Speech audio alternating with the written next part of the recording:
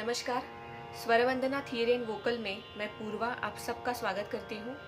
आज का video specially Hindi में बनाने जा रही हूँ ताकि हिंदी भाषिक भी समझ सके। लास्ट सेशन में हमने देखा कि ओंकार साधना किस तरह से और कब की जाए, उसे कैसे मेंटेन करें।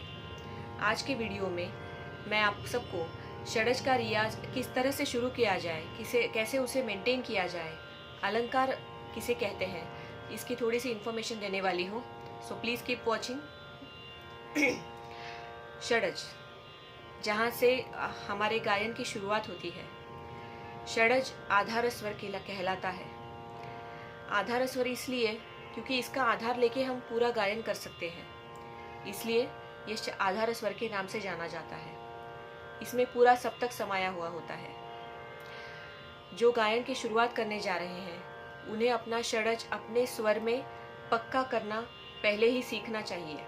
जैसे अब किसी का स्वर काली 1 है, काली 4 है, काली 5 है, तो अपने स्वर में षडज को मिलाना। तो ये क्या होता है वो पहले हम देखेंगे। मैंने अभी मेरे पास इलेक्ट्रॉनिक तानपुरा है, तो उस पे A# मतलब काली 5 ये स्केल लगाई है। अपने स्वर में, तानपुरे के स्वर में अपने स्वर को मिलाना मतलब क्या कि जब भी आप तानपुरे के स्वर में, उसके षडज में आपका षडज गाओगे तो कुछ देर के बाद, एक सर्टेन टाइम के बाद आपको समझ में नहीं आएगा कि आवाज कहाँ से आ रही है। इतना वो मैच होना चाहिए। अभी आपको मैं दिखा रही हूँ, सुनिए।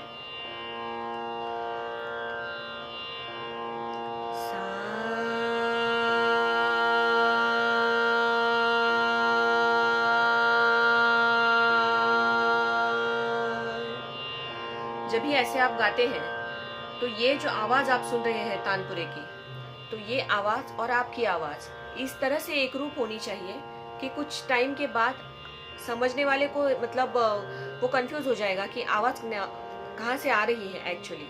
इसे कहते हैं वो एग्जैक्टली मैचअप होना।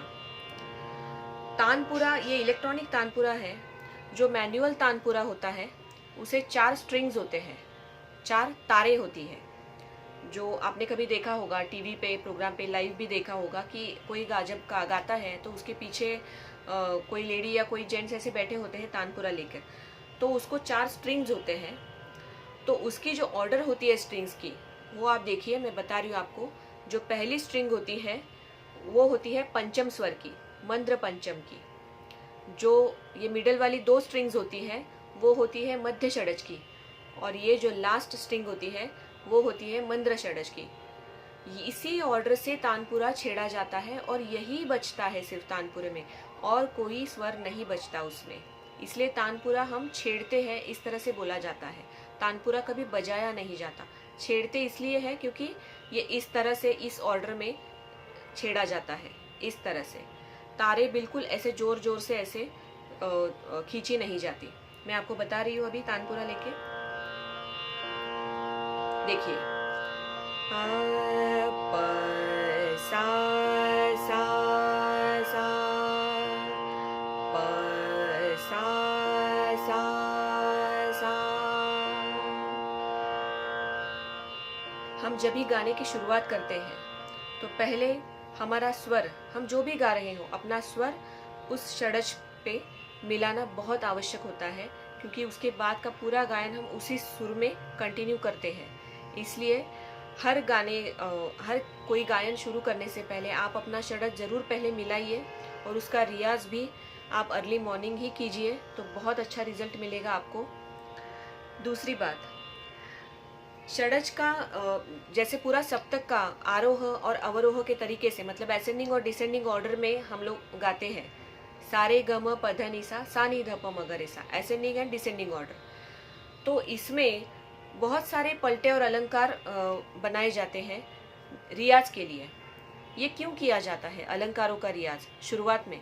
कोई आता है सीखने के लिए, नहीं हमें ये इसमें कुछ इंटरेस्ट नहीं है, इसमें कुछ मतलब पॉइंट ही नहीं है कि आप इंटरेस्ट नहीं है ऐसा बोल नहीं सकते, क्योंकि षडज का रियाज, ये अलंकारों का रियाज, इसकी वजह से हमारे गले में हर एक स्वर का स्थान पक्का होता है।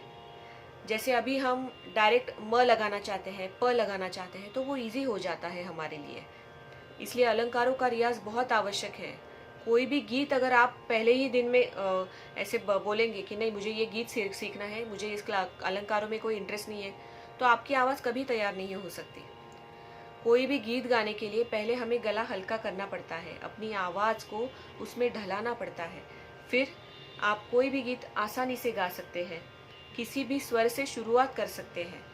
तो ये फ़ायदा हमें अलंकारों के रियाज का होता है। अलंकार किस तरीके से गाए जाए, अभी आप देखिए, मैं बताती हूँ आपको।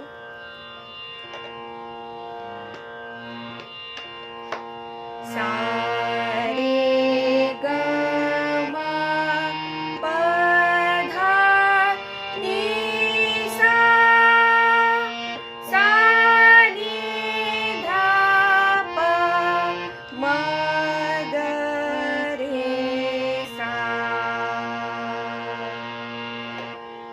सप्तक से आप शुरुआत कीजिए। सप्तक धीमी लय में, मध्य लय में और ज्यादा लय में भी आप स्वरों में पहले उसका रियाज कीजिए। फिर उसके बाद सा रे ग म इस तरीके से आप हर एक स्वर को डबल करके, ट्रिपल करके आप रियाज कर सकते हैं उसका। क्योंकि हर एक स्वर अगर आप 2 बार गा रहे हो, 4 बार गा रहे हो, तो वो हर एक टाइम सेम आना चाहिए। ये खबरदारी आपको रियाज में ही लेनी है। कोई भी अलंकार आप ले लीजिए, कोई भी पलटा लीजिए, उसे आप सही तरीके से, जैसे अगर आपके पास हारमोनियम भी नहीं हो तो आप जिनके पास सीख रहे हैं उनका अगर आपके पास ऑडियो हो तो पहले वो सुनो। पहले हमारे कान तैयार करना बहुत आवश्यक है। अगर हम ठीक तरीके से सुन नहीं पाए तो हमें पता नहीं चलेगा कि कौन सा स्वर कौन सी जगह पे है। स्वरों की प्रॉपर्टी ही ऐसी होती है कि हर एक स्वर नेक्स्ट स्वर से नीचे होता है। मतलब जब तक वो एक से एक बढ़कर नहीं होते तब तक वो स्वर नहीं कहलाते। तो आपको अगर हर एक स्वर की जगह पक्की करनी है तो आपको पहले ठीक तरह से सप्तक सुनना भी होगा, बहुत अच्छे तरीके से उसे दिल में बिठाना होगा, अपने दिमाग में बिठाना होगा, उसका मनन करना होगा कि षड्ज कैसे लगाया जाता है। फिर उसके बाद हर एक स्वर की जगह आप आसानी से ढूंढ सकते हैं, उसे गा सकते हैं। हर एक अलंकार का रियाज ये तीनों लय में होना चाहिए, जैसे स्लो, मीडियम और फास्ट। लयों का जो अभ्यास है वो तो मैं आपको और एक वीडियो बनाऊंगी, उसमें बताऊंगी डिटेल में। लेकिन आज फिलहाल तो आप इतना ध्यान में रखिए कि हर एक अलंकार सही तरीके से, जैसे षड्ज भी सा, तो ये सा का आपका जो जॉ का पोस्चर जो है वो पूरा आकार होना चाहिए। कोई सा इस तरह से भी गाते हैं तो बिगिनिंग में ये सही नहीं है। आप सा करके आप पूरा आकार लीजिए। सा, ऋषभ के लिए आप एकार लीजिए। रे ग म, इस तरीके से आपका थ्रो भी अच्छा हो सकता है। अलंकारों का रियाज और उसका अलग अलग लय में रियाज, ये गायन करने के लिए बहुत आवश्यक है। क्लासिकल सिंगर्स के लिए तो ये मतलब मस्ट है, आप इसे अवॉइड नहीं कर सकते। किसी भी गायन के तरीके के लिए आपका गला अगर आपको हल्का करना है तो आप शुरुआत अलंकारों से ही कीजिए, ये मैं आपको सबको विनती करती हूँ।